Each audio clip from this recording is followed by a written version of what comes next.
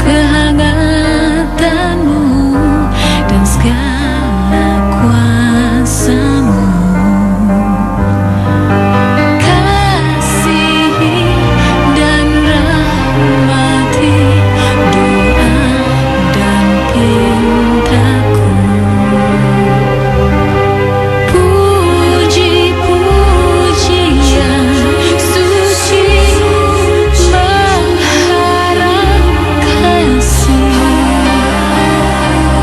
mengalir air mata sucikan hati.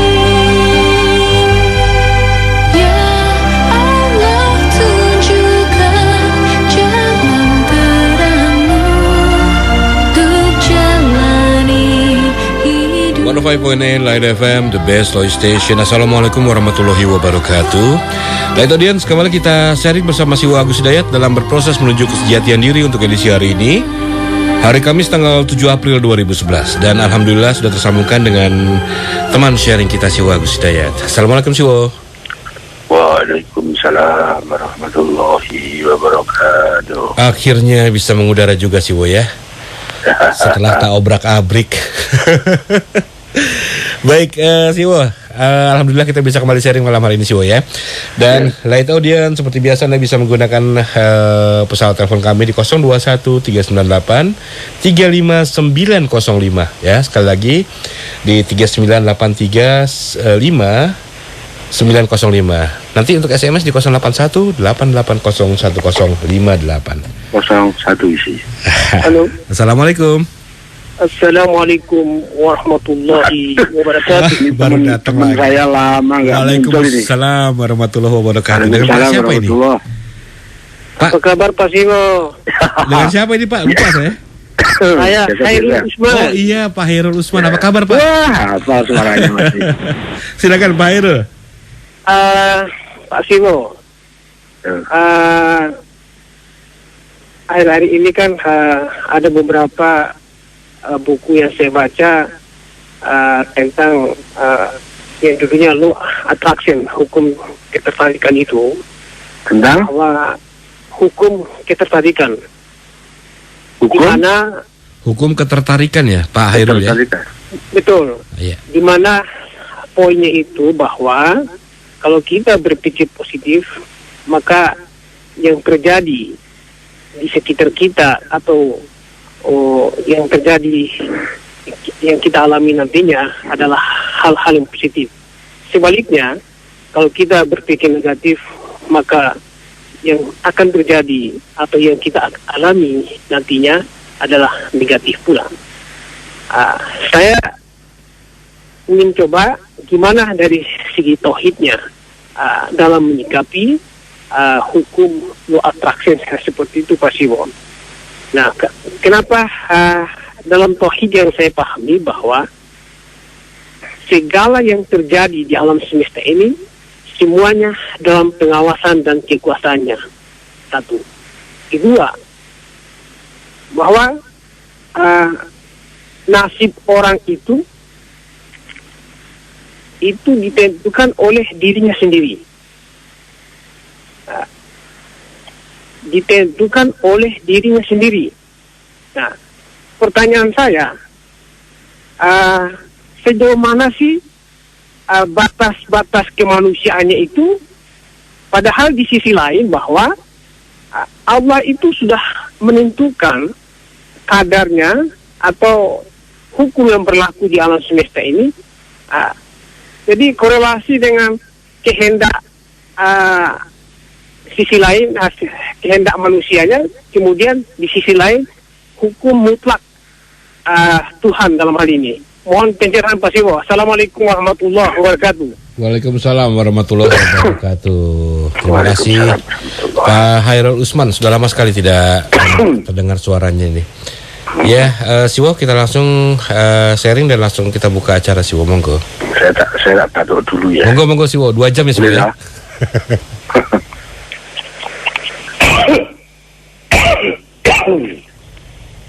Halo. Iya Siwo, monggo. Udah batuknya udah. Sudah selesai ya. Minum dulu Siwo. Sekarang saya. Sekarang Siwo silahkan. Ya.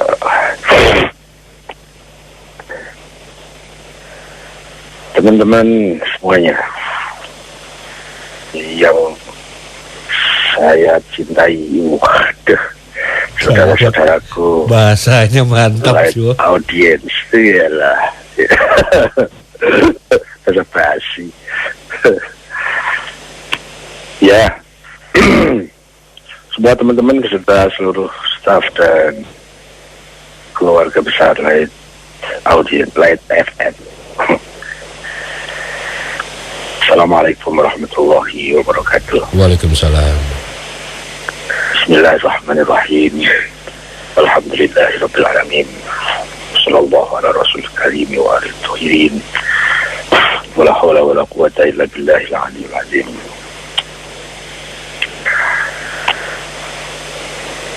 Kita ketemu lagi, kita sharing kembali, dan seperti biasa, tolong mohon posisikan saya pada posisi saya. Saya sekedar teman sharing, bukan narasumber, bukan rujukan. Saya masih dalam proses pembelajaran, baru bisa mentaati kebenaran sepanjang yang mampu saya pahami, sambil mencari kebenaran yang lebih tinggi, dan terus berproses untuk berpindah kepada kebenaran yang lebih tinggi itu, sambil mencari kebenaran yang lebih tinggi lagi yang belum difahami. Tugasnya baru bisa mentaati kebenaran yang sementara ini difahami. Belum mengerti mana kebenaran yang hakiki, mana kebenaran yang sebenarnya benar. Sering sekali dalam proses hidup saya, satu fase saya meyakini, inilah kebenaran. Namun dalam proses berikutnya, yang sudah diyakini ini kebenaran itu ternyata harus direvisi lagi karena menemukan kebenaran-kebenaran yang lebih bermutu. Dari proses-proses itu dan terulang-ulang, terrevisi lagi, maka tidak lazim kalau kemudian kita merasa sudah mendapatkan kebenaran yang sebenarnya. Hanya bisa mengatakan apapun yang akan saya sharingkan di sini adalah sesuatu yang saya pahami dan saya yakini benar, tapi bersifat sementara ini. Bisa jadi minggu depan akan berubah, bisa jadi bulan depan akan direvisi lagi. Untuk itu maka mohon jangan tergesa untuk diterima, meski juga jangan tergesa untuk ditolak. Menerima dan menolak itu harus cermat, harus waspada, harus teliti. Karena diri kita terbentuk antara lain dari itu. Kepribadian kita terbentuk, terproses antara lain dari itu. Bagaimana cara kita menerima sesuatu dan bagaimana cara kita menolak sesuatu. Pada saat kita menggunakan kesimpulan-kesimpulan menerima atau menolak, tapi itu dengan sembarang, tidak dengan ketelitian, maka proses perkembangan hidup kita juga akan jadi sembarang. Kita dibentuk setiap hari antara lain oleh sikap menolak atau menerima. Dan pasti menolak ada konsekuensinya, menerima pun ada konsekuensinya. Untuk itu maka manakala bisa difahami ada kebenaran di dalam sharing ini, seyogyanya itu kita ambil. Namun manakala justru yang terjadi adalah sebaliknya, ya semestinya lah kalau kita menolaknya. Seperti biasa bahwa karena kondisi yang seperti itu, maka acara kita ini bukan dalam rangka untuk mengatakan ini loh yang benar, tidak. Atau menurut Islam, enggak terlalu tinggi. Karena Islam itu mestinya esensinya dia selalu berkaitan dengan sandarannya kepada wahyu, sehingga dia menjadi sebuah kebenaran hakiki. Sementara agar lebih selamat, agar tanggung jawab saya lebih sesuai dengan kapasitas saya, maka kalimat-kalimat seperti itu saya reduksi, saya rendahkan, saya sesuaikan dengan diri saya. Saya tidak lagi berani mengatakan menurut Islam. Yang mampu saya katakan barulah menurut yang saya pahami tentang Islam. Bisa jadi pas, bisa jadi belum pas. Sering merasa pas, ternyata kemudian direvisi lagi. Jadi mohon jangan jadikan ini sebagai sharing ini, jangan jadikan sebagai referensi, jangan jadikan sebagai rujukan, jangan. Jadikan saja sebagai sebuah tambahan wawasan, sebagai tambahan pembanding, tambahan data-data. Ya, sepanjang sebagai pendukung proses perkembangan kita dalam rangka berproses menuju ke sejatian diri. Biasa, itu mukadimah wajib. Semoga kita dipersaudarakan dalam proses dan selalu berproses dalam rangka penghambaan kita kepada Tuhan, dalam rangka tugas kita sebagai makhluk yang bertuhan. Teman-teman, kita masuk ke topik pertama. Tadi sudah diangkat oleh Mas Khairul Usman yang sudah cukup lama tidak bersama kita, mungkin bersama kita tapi di balik layar. Beliau mengangkat permasalahan hukum ketertarikan. Kemudian dikaitkan dengan bagaimana dengan sikap berpikir positif. Lalu ditarik lagi dengan permasalahan takdir dan nasib. Lalu kemudian ditarik lagi bahwa manusia punya kehendak yang menentukan nasibnya sendiri. Sementara itu Tuhan punya kemutlakan kehendaknya tersendiri juga.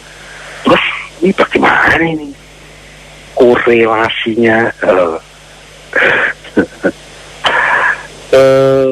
Kalau tidak salah ini agak dulu kemarin kayaknya Mas Khairul Usman juga pernah mengangkat masalah ini.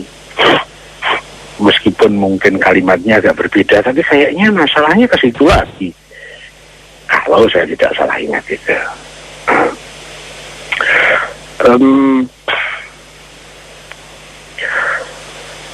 Meskipun sekarang juga masih sangat relatif pemahaman saya tentang masalah itu, namun kalau dibandingkan dengan masa-masa keilmuan saya yang dulu, yang lalu, itu saya merasakan bahwa dulu saya pernah sangat bingung dalam masalah ini. Ya, sekarang relatif lebih ada kejelasan lah. Bagaimana korelasi antara kehendak manusia dengan kehendak Tuhan? Ini pembahasan yang sangat klasik, sangat asik, karena sejak lama sudah ada dan selalu menarik. Apalagi bagi para pencari, para perindu.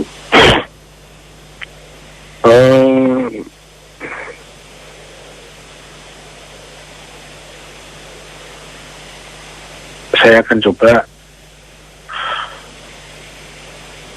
sekemampuan saya tentunya mencoba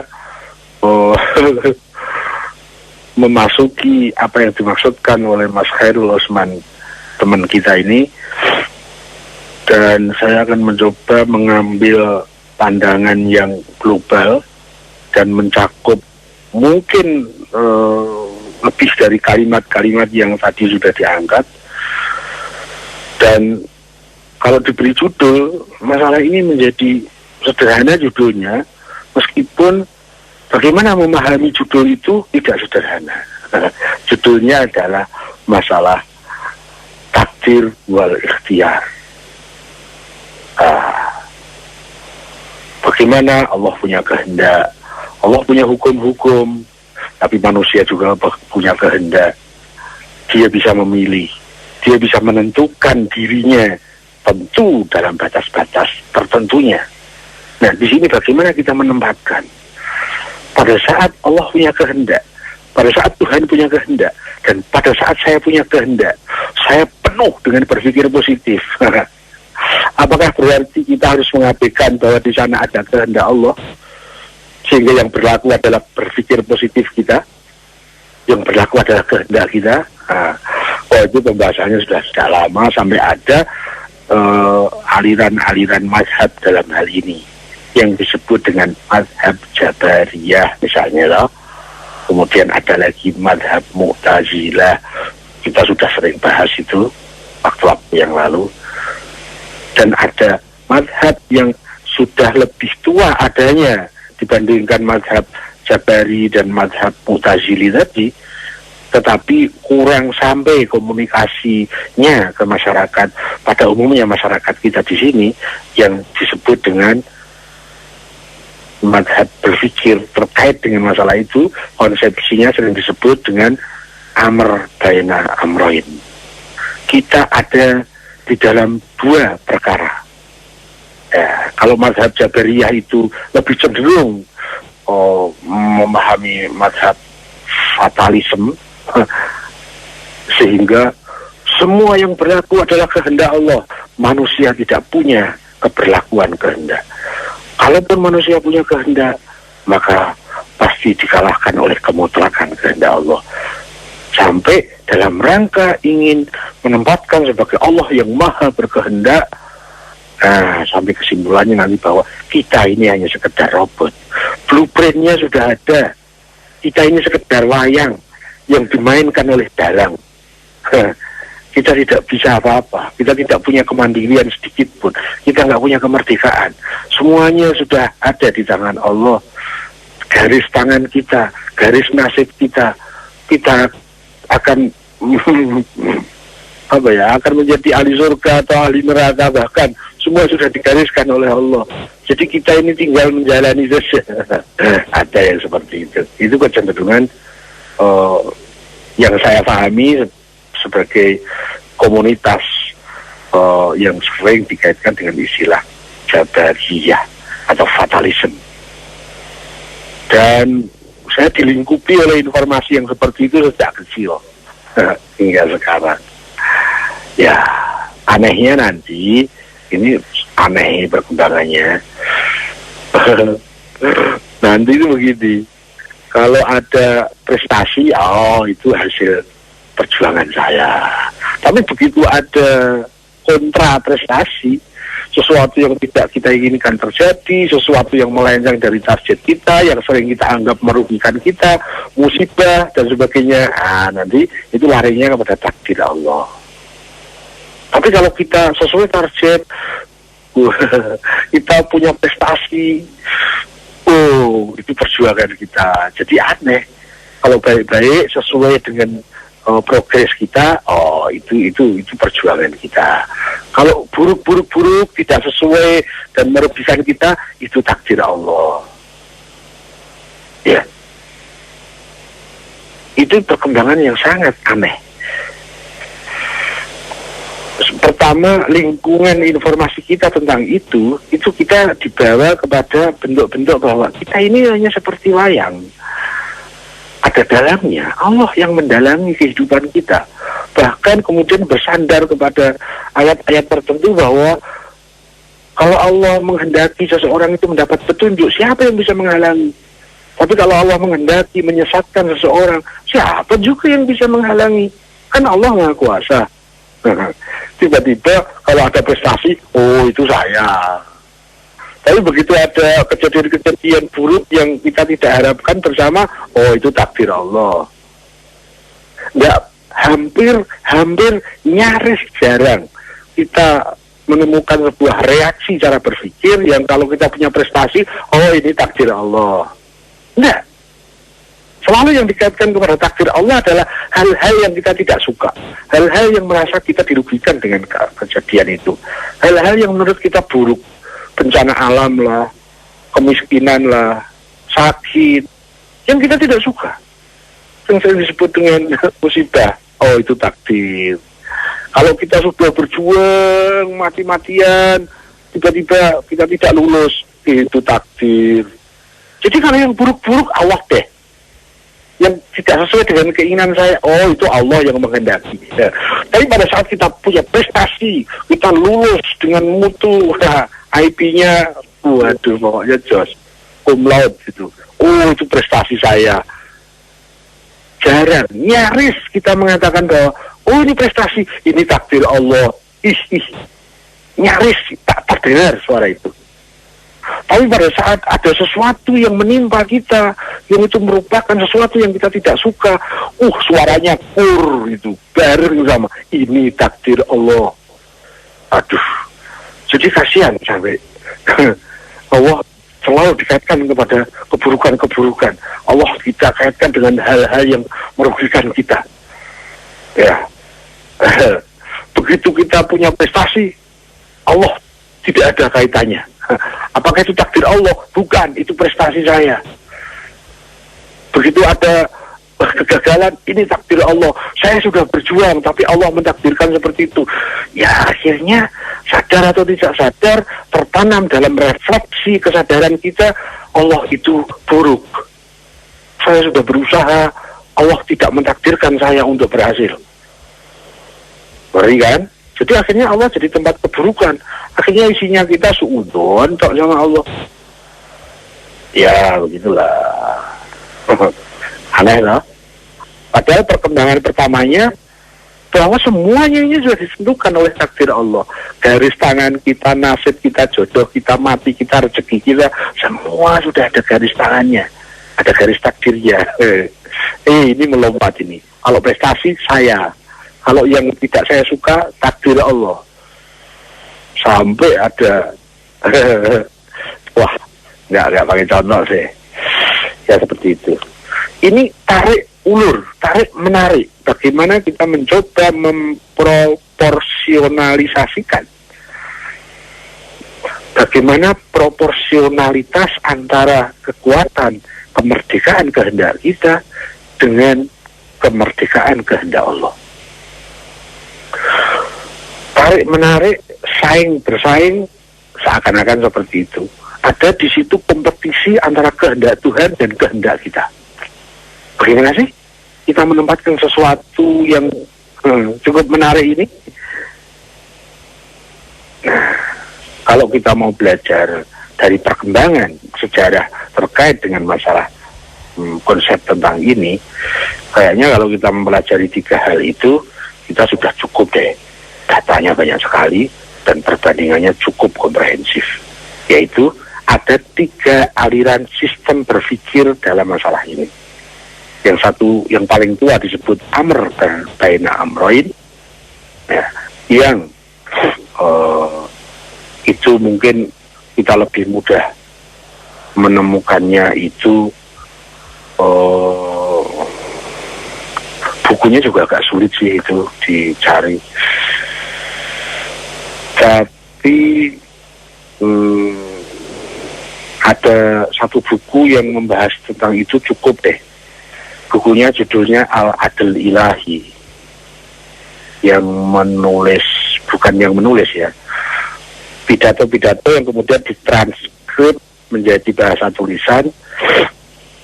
Itu transkrip dari pidato-pidatonya atau ceramah-ceramahnya Murteza Motahari, ya, Al-Adl Ilahi. Nah, di situ Mas Khairul Utsman akan menemukan komparasi dari 3 konsep terkait dengan masalah qada wal qadar, takdir wal ikhtiar. Bagaimana hal-hal primer yang membangun konsep Amr baina Amrain, hal-hal apa saja yang menjadi pondasi primer bangunan dari konsep Jabariyah, Qadariyah, ya. Kemudian juga di sana ditampilkan dasar-dasar pemikiran bagaimana konsep itu dibangun, yaitu konsep Mu'tazilah. Nah, 3 perbandingan ini kalau kita mau mencermati cukup komprehensif, sehingga pertanyaan-pertanyaan kecil yang sudah tercakup di situ, tidak perlu muncul lagi. Antara lain tentang bagaimana kekuatan berpikir positif. Nah, di sana sudah ada. Bagi yang mau mengkaji, kayaknya dari informasi yang ada di buku itu, menurut yang pernah saya alami, itu cukup untuk menjadikan bahan komparasi, bahan perbandingan yang cukup komprehensif, cukup mencakup dari masalah-masalah yang bisa kita turunkan menjadi masalah-masalah kecil, termasuk menempatkan bagaimana sih itu korelasinya dengan hukum berpikir positif. Tadi ada hukum daya tarik, daya tolak misalnya, bagaimana memproporsionalisasikan antara kemerdekaan yang maha berkehendak dan terkait dengan kita yang diberi juga, kita mempunyai kehendak bebas. Ya, mungkin itu bisa dijadikan bahan data untuk kita coba dalami. Ya, saya ulangi lagi, bukunya namanya Keadilan Ilahi atau Al-Adl Ilahi. Dalam buku itu ditulis karya dari seseorang yang namanya Murteza Mutahari. Itu deh, itu mungkin bisa banyak kita dapatkan data-data dari situ. Kalau saya memahami sesuatu yang cukup pelik itu, saya punya yang saya jadikan sebagai pin masuk, sebagai password, sebagai kunci masuk ke dalam masalah ini yang cukup ruwet kalau kita nggak punya pin itu, yaitu masalah yang sering kita bahas, yaitu kita masukkan pembahasan, judulnya adalah judul tentang takdir.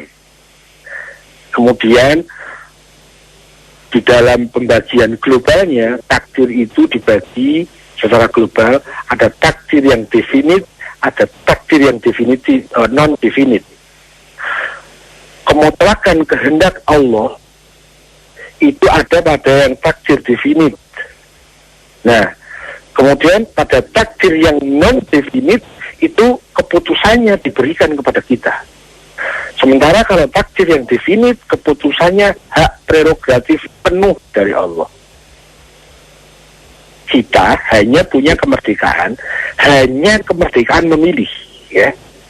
Jadi tetap di sana kita diberikan atas kehendak Allah alternatif pilihan. Ada hukum-hukum sebab akibat, ada hukum-hukum daya tarik dan daya tolak. Kita hanya diberi ruang bergerak kehendak kita itu hanya di dalam keranjang yang disebut takdir-takdir yang bisa dipilih.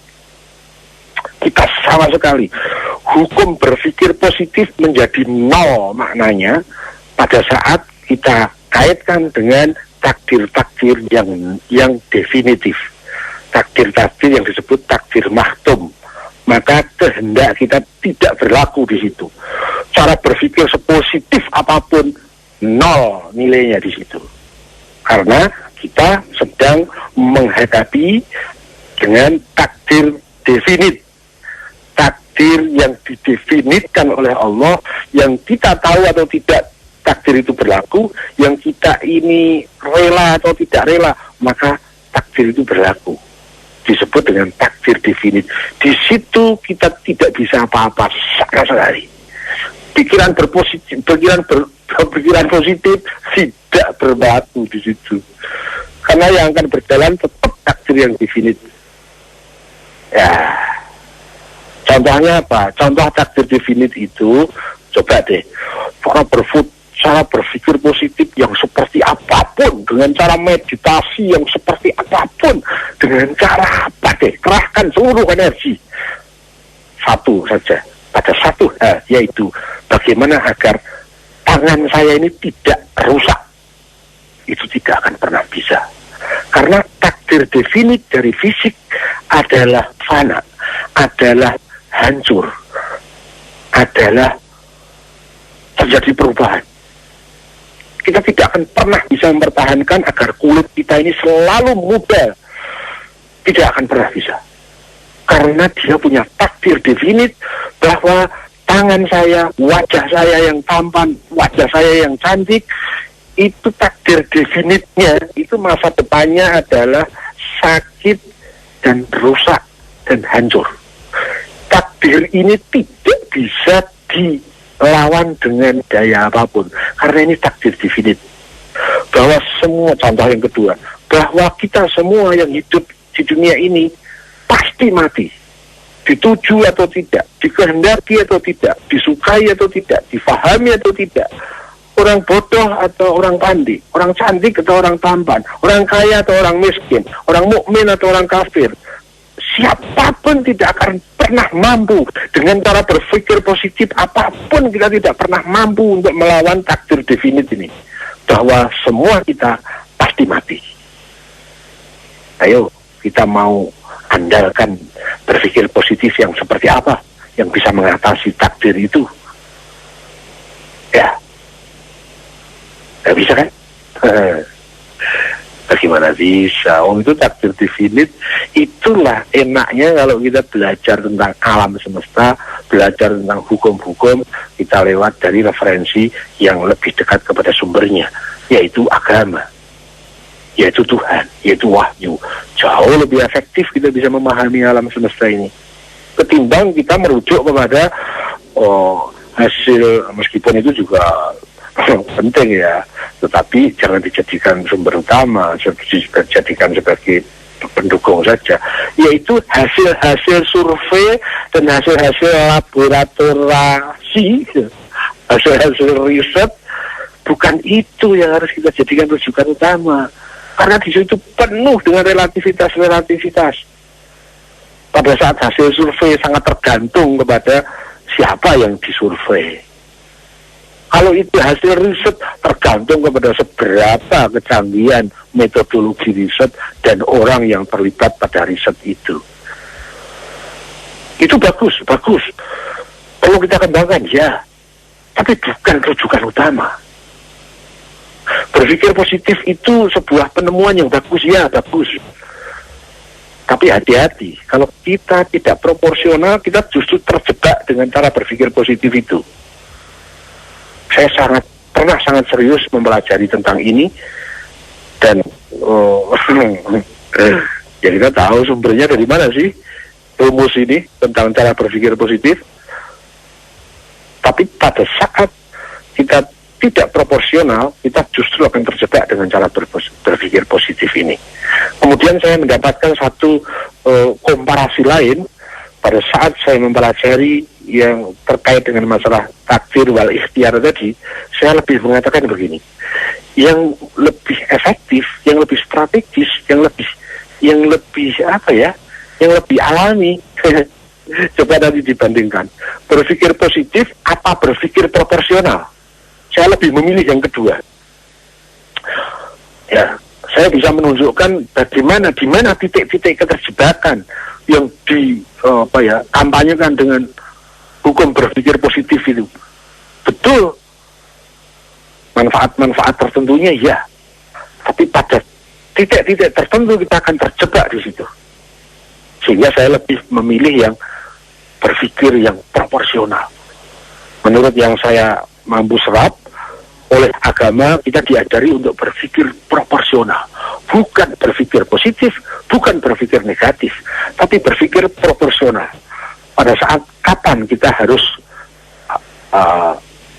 ragu, pada saat kapan kita harus syak, pada saat kapan kita harus learn, pada saat kapan kita harus menyangka, pada saat kapan kita harus percaya, pada saat kapan kita harus yakin, pada saat kapan kita harus menerima, pada saat kapan kita harus menolak, pada saat kapan kita harus merespon dengan kecurigaan, tapi pada saat kapan kita harus merespon dengan berbaik sangka. Semua ada aturannya, luar biasa. Ketimbang kita belajar kepada yang lain, kita langsung merujuk kepada yang mengarah kepada wahyu, jauh lebih strategis, jauh lebih komprehensif, jauh lebih efektif. Ya, itu kurang lebih. Betul, hukum berpikir positif itu baik, iya. Pada fase koridor tempat-tempat titik-titik tertentu. Tapi di titik-titik lain bisa sangat menjebak. Tetapi kalau kita lebih mengandalkan kepada cara berpikir proporsional, ya kurang lebih seperti itu tanggapan saya. Mas Khairul Usman, mudah-mudahan tambah problemnya tambah bingung. Terima kasih atas tidak puasnya. Saya kembali bos. Ya baik, terima kasih Pak Khairul Usman untuk sharingnya. Wah, ini satenya jadi dingin. Oke, Siwo, kita coba terima penelpon berikutnya. Silakan di 0213983505. Assalamualaikum. Assalamualaikum. Waalaikumsalam. Dengan siapa ini Pak? Dengan Alek Pamulang. Mas Alek ya? Ya. Oke, silakan Mas. Mohon disaringkan tentang berproses di dalam pengesahan Tuhan. Agak sedikit keras suaranya Mas Alex. Iya, dalam proses pengesaan Tuhan. Jadi mohon disaringkan tentang proses pengesaan Tuhan, begitu? Iya. Oke, baik.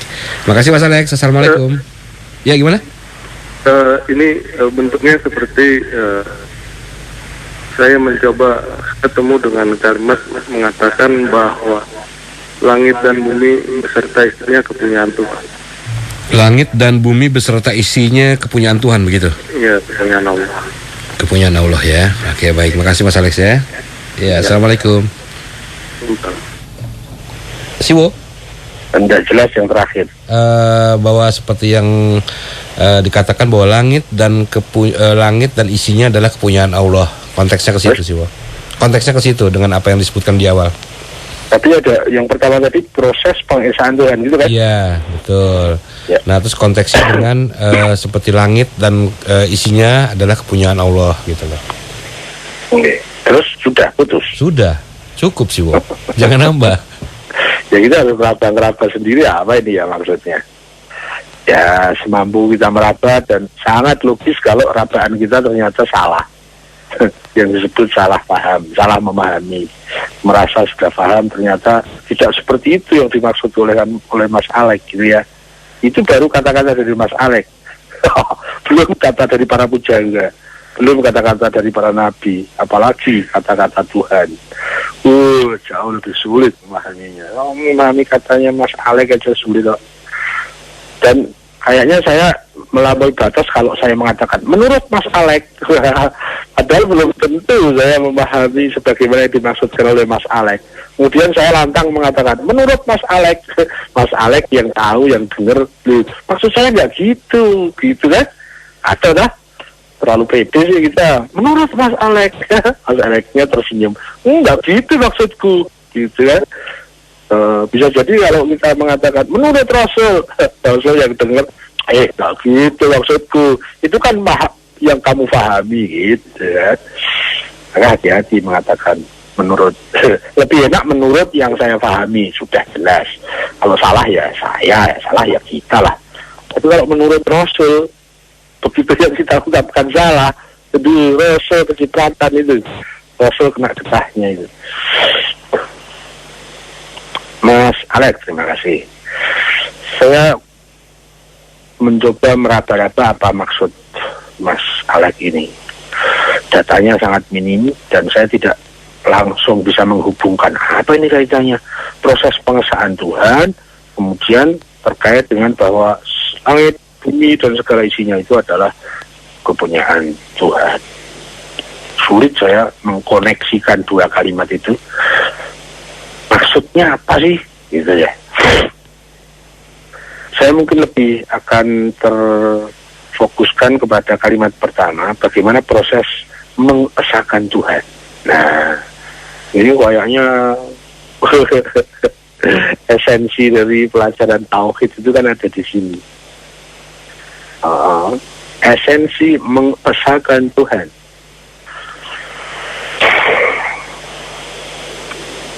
Kalau kita turunkan sedikit tensinya, saya mencoba meracik kalimatnya begini.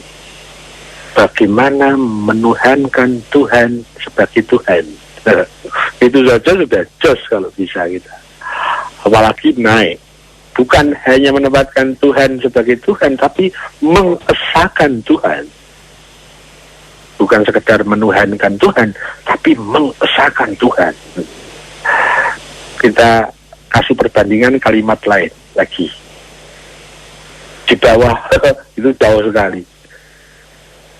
Ada kalimat tadi, bagaimana kita menuhankan Tuhan? Nah, tapi kemudian juga bagaimana kita menuhankan hawa nafsu? Ada tak kalimat itu? Bagaimana kita menuhankan egoisme? Bagaimana kita menuhankan materialisme? Bagaimana kita menuhankan logika pikiran kita? Bagaimana kita menuhankan? Nah, apa maksudnya di situ? Kemudian dihantam sama kalimatnya Mas Alek. Bagaimana proses pengesaan Tuhan? Oh, itu kalimat ini dahsyat ini. Saya akan mencoba, meskipun bisanya hanya yang global-global saja ya. Kalau detail ruwet pokoknya, apalagi tentang masalah ini. Yang pertama sekali adalah tentang keberadaan Tuhan. Seberapakah kita mampu membangun keyakinan bahwa Tuhan itu ada? Dan seberapakah kita mampu mengatasi semua bentuk-bentuk yang membawa kepada keraguan tentang keberadaan Tuhan? Itu hal pertama. Karena semakin kuat bangunan kita yang mengikat pada keyakinan kita bahwa Tuhan itu ada, eksis, ya, bukan sekedar imajiner, bukan sekedar rekayasa rasional, bukan sekedar ciptaan-ciptaan fiktif. Tuhan eksis, ada. Seperti begini loh. Seseorang itu kalau punya istri misalnya, kita contohkan ini para laki-laki, punya istrinya jauh, ditinggal kerja di kota. Dibandingkan dengan dia bersama istrinya di rumah. Pada saat suami tadi di luar kota, dia kerja, apakah istrinya eksis? Ada? Ya, ada. Pada saat dia pulang di rumah bersama istrinya, apakah istrinya ada? Ada. Tetapi dua hal tentang ada ini berbeda. Hukum daya tariknya berbeda. Seberapa kita ngasih porsi eksistensi istrinya itu berbeda.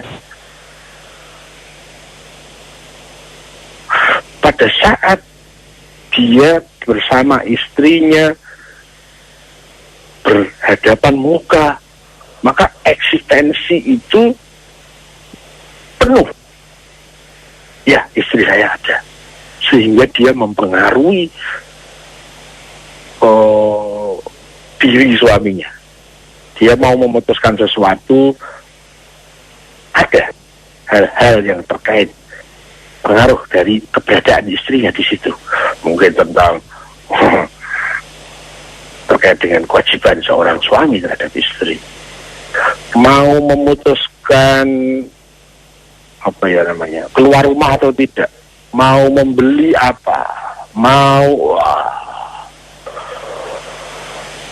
berbeda pada saat laki-laki tadi dia bekerja di luar kota, jauh dari istrinya. Istrinya eksis.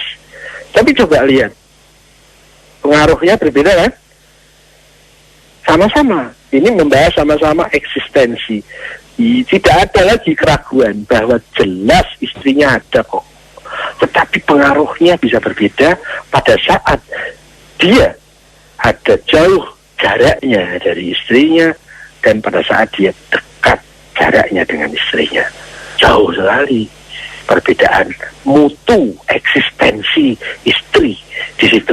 Meskipun secara global eksistensinya sama-sama, ya, sama-sama ada, ya ada.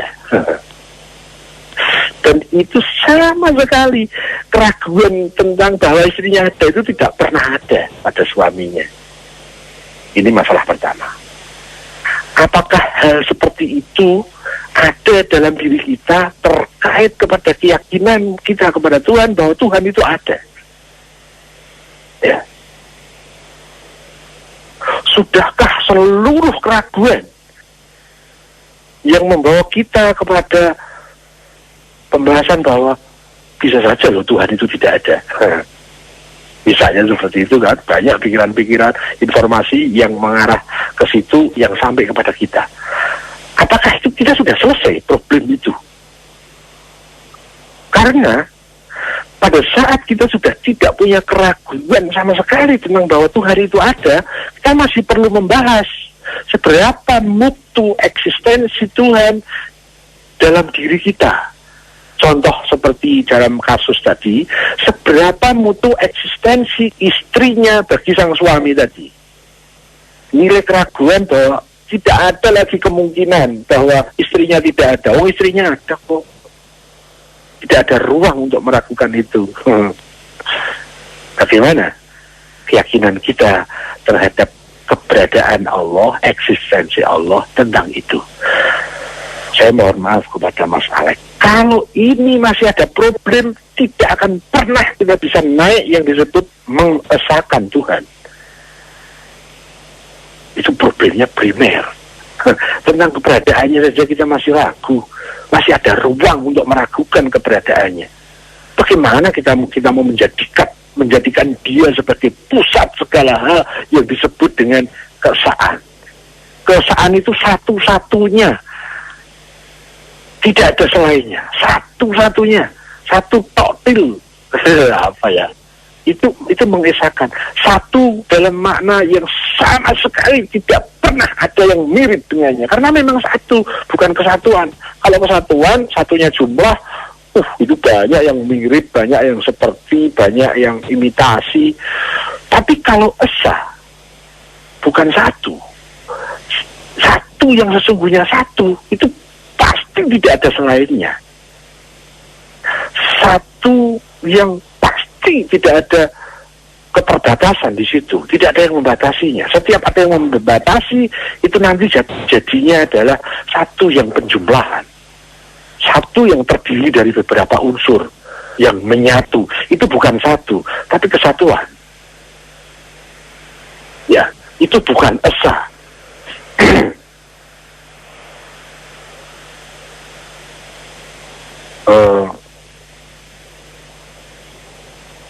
Berbeda-beda tapi satu. Itu bahasa kebangsaan kita, namanya lupa. Berbeda-beda tapi satu.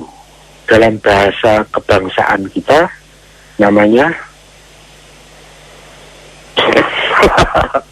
ini anak bangsa yang tidak saya masa itu merupakan salah satu ciri khusus kehidupan bangsa Indonesia. Oh ya Allah, dari Sabang sampai Merauke berbeda-beda. Apa Mas Sen? Gimana coba? Berbeda-beda tapi satu ya apa? Berbeda-beda suku tapi satu bangsa gitu. Bineka Tunggal Ika. Ya Allah, kok bisa lali belas itu ya. Saya ingin membandingkan bahwa Bineka Tunggal Ika, ya, berbeda-beda tapi satu. Itu namanya kesatuan.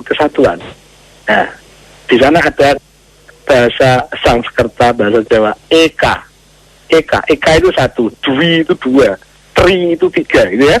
Eka satu, tapi Eka itu satu dalam makna kesatuan, bukan satu dalam makna kita bandingkan dengan sila yang pertama. Ketuhanan yang Maha Esa, bukan yang Maha Eka. Wah, itu termasuk karya pujangga yang luar biasa itu.